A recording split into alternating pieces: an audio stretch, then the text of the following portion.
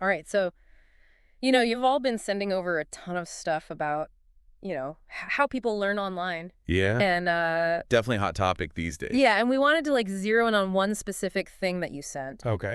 A review, actually a systematic review about social learning theory and how it, Oh, yeah, that's a good one. yeah, connects to online learning. Huge implications for, Exactly. yeah, Yeah. how we think about designing these spaces. So that's what this deep dive is all about. Awesome. And it is called a systematic literature review of social learning theory in online learning environments. Catchy. I know, right? Rolls right off the tongue. And this was in the Educational Psychology Review, and it came out in November 2023.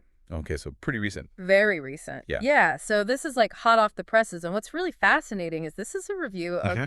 60 different studies. That's a lot to synthesize. Yeah, I mean, that's a pretty thorough look very thorough. at this whole idea. Yeah. And, I think one of the things that we talk about a lot is like, how do people, All right. engage online? How do they collaborate? Yeah, are we just, passively scrolling, or are we actually learning from each other? Exactly. And that is It's exactly a big question. what this theory is all about. Yeah. So SLT, social learning theory, it's really all about like this idea that, Yeah, how we learn from each other. yeah, and not just, being talked at. Right. It's not just about like absorbing information. It's about Yeah. actually, watching what other people do, Yeah. seeing how they interact, and then kind of figuring out, Yeah, like how do I fit into this Yeah. whole thing? where do I fit in and how can I actually participate and learn from that whole experience? Exactly. So it's really active. Very much so. Yeah. Yeah. So, you think about online environments, this is like the perfect.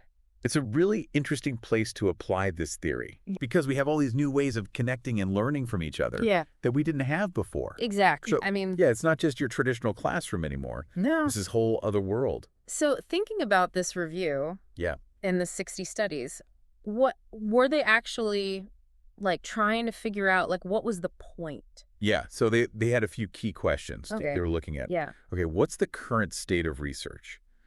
Like, what kind of studies have already been done on SLT and online learning? Okay, so just like taking stock of Yeah, taking stock, What's seeing hap- what's out there. what's out there. Yeah. And also, how are people actually using SLT in real online learning settings? Got it. So they're kind of looking at like two sides of the same coin. Exactly. Like, what's the research telling us? Right. And how does that translate to the real world? Yeah. Like, what are the actual applications? So they're looking at trends and they're looking at like, okay, Yeah, like, how's this theory being put into practice? implementations, right? Ex- Okay, so that's one piece of it. Yeah, but they didn't stop there. Okay. They also wanted to dig deeper. Okay, how So it wasn't just about describing what's happening. They also had these really interesting qualitative questions Okay. about how the concepts of social learning theory actually help us understand social learning Okay. in these online spaces. So it's like, okay, So it's like moving beyond just like what is happening and like exactly. getting to that why. Yeah, why does this work? Yeah. Why are certain online learning environments more effective than others? That's really interesting. Yeah, and how does SLT explain that? Yeah, and how can that help us like going forward? Exactly, because if we understand the why, we can design better learning experiences. Okay, so big picture stuff. Definitely big picture stuff. So 60 studies. A lot of data. That is a lot of information. How did they even go about analyzing all that? Right, so they were very systematic about it. Okay. They used a method called the PRISMA method. Prisma. Yeah, have you heard of I that? have heard of Prisma. Yeah, it stands for Preferred Reporting Items for Systematic Reviews and Meta-Analyses. Oh, wow, you got that whole I thing? had to look it up. I was going to say. But yeah, essentially it's like a gold standard for doing these kinds of reviews. Okay, so it keeps them honest. Yeah, exactly. It gives you a really clear structure for selecting studies, analyzing them, and reporting your findings. Okay, so that's really important for transparency. Yeah, make sure everything's rigorous and reliable. Right. So Prisma keeps everything on track. Yeah, keeps them on the straight and narrow. Exactly. Okay, so they use Prisma to look at these 60 studies. Yeah. And then, like, how do they analyze the actual content of the studies? What was their method there? Okay, so for that, they use something called deductive content analysis, Okay. which is interesting because they started with social learning theory as their framework. Oh, So okay. they kind of had their SLT lens on. SLT lens, I like that. Right, and they use that to look at all 60 studies and see how well those studies illustrated the different concepts of SLT. Oh, so it's kind of like they're going in with this theory Yeah, and they're like, okay, does this actually hold up? Does the data support this or not? Yeah, like, Okay. are we seeing these concepts in action in these different studies? Exactly. It's a really interesting way to approach it. Yeah. Okay, so SLT Lens 60 studies Prisma. Mm. What did they actually find? Like, Yes, what were some of the key things that jumped out? The big takeaway Yeah. is that they identified two major educational affordances of social networking sites Okay. that are key for fostering social learning experiences. Okay. What's an educational affordance? It's basically like a feature or a characteristic of the online environment okay. that allows for certain types of learning to happen. Got it. So it's kind of like, okay, what are the things that these social networking sites do Right. that make them good for learning? Okay. So the first affordance they identified is collaborative interaction. Collaborative interaction. Yeah, this basically covers all the ways that learners can work together online. Think group projects, online discussions, giving each other feedback. Yeah, like the active part of learning with other people. Exactly. It's about that active engagement and working together. Okay, that makes a lot of sense. Yeah. And, when you think about social learning theory, it just makes sense that this would be important Right. because it's all about, interacting with others and learning from those interactions. Okay, so collaborative interaction. What's the second one? Okay, the second one is observational participation. Observational participation. Now, this might sound a little passive, Okay. but it's actually really important. Okay. It refers to how learners can pick up knowledge and skills just by watching others who are actively involved in the online environment. Oh, so like I don't have to be the one posting and commenting. Exactly. You can learn a lot just by lurking. Lurking. Yeah, just by observing reading discussions, seeing how other people approach things. So like even if I'm not actively participating, Yeah, you're still present. I can still be Learning, you're still soaking it all in. Okay, so observational participation. Yeah, and this challenges the traditional view that active participation is like the only way to learn. Right. It shows that even passive observation can be really valuable, Okay. especially for people who might be hesitant to jump right in and start contributing. Yeah, so if you think about like, somebody's new to a topic, Right. They might not feel comfortable. you just need to like watch for a while. Yeah, they need to kind of get their bearings. See how it all works. Exactly. And then they can start participating more actively. Okay, so this is really interesting because now we're kind of connecting this back to social learning theory. Right. So Uh, it's not just about these two affordances in isolation. Right. It's about how they actually connect to the core principles of social learning theory. Yeah, and even though we haven't gotten into like all the details of SLT, Right. we know it's all about like, observation and imitation and modeling. Exactly. Yeah.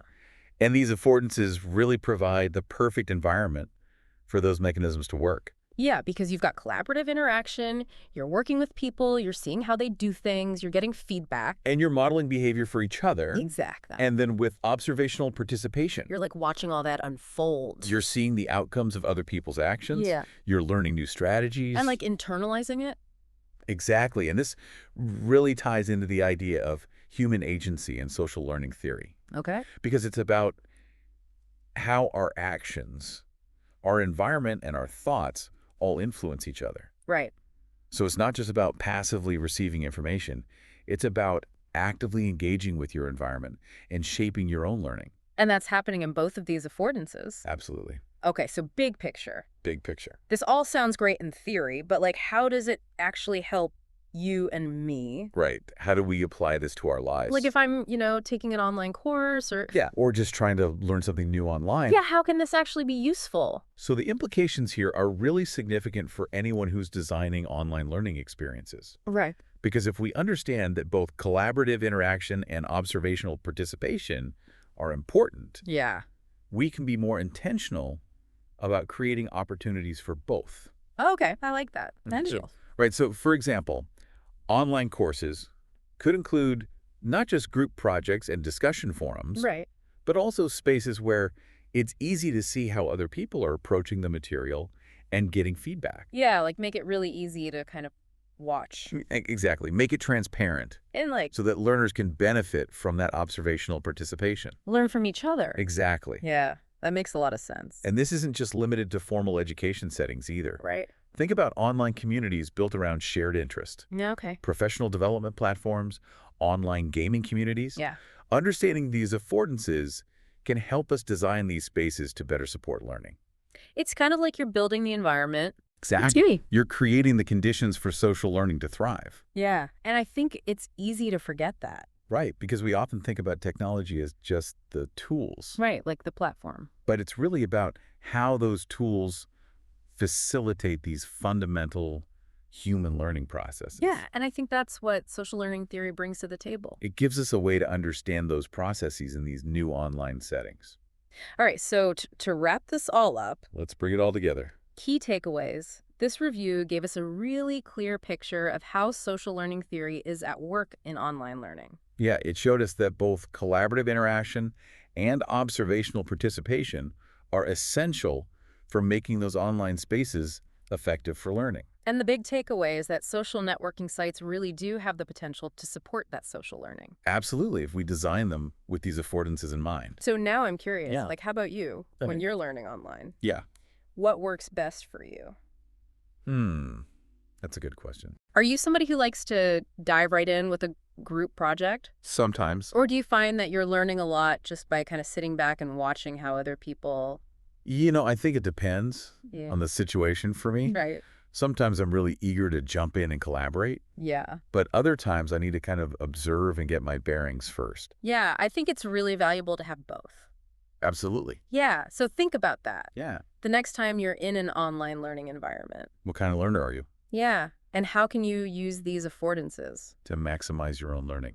Exactly, and hopefully this deep dive has given you a good foundation A starting point. for understanding how these social dynamics really work. Yeah. And this is just the tip of the iceberg. There's so much more to explore. A whole world of research out there. Exactly. So thanks for joining us on this deep dive. Yeah, this was fun. It was a good one. Always learning something new. Always. That's what it's all about. Exactly. All right. See you next time. See you later.